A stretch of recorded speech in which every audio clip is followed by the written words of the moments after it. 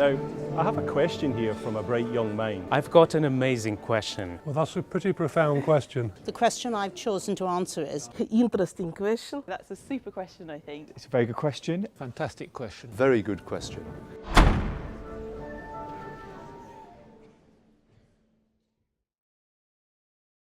If you apply a force on a piece of metal, for instance, you might have a piece of rod, and you try to pull that rod with forces at both ends, this metal will change its shape.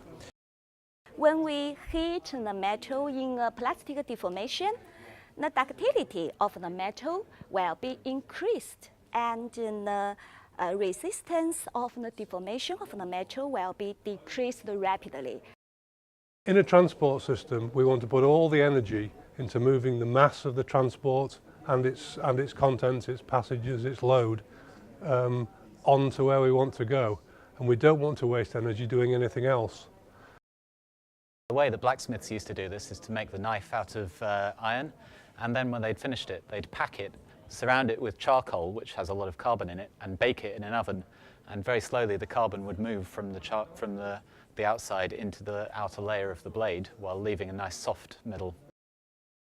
Now in today's modern age, our biggest challenge is to get or inspire youngsters like you guys who are going to school, undergraduate student, how to bring them into our industry, into the metals forming. Roughly speaking, we can use half as much for twice as long. So we can use half as much, firstly, by avoiding making scrap when we're manufacturing things, and secondly, by designing them better. You can think about that if you look at a chair with metal legs, that at the moment all the legs have the same cross-section all the way along their length, but they shouldn't.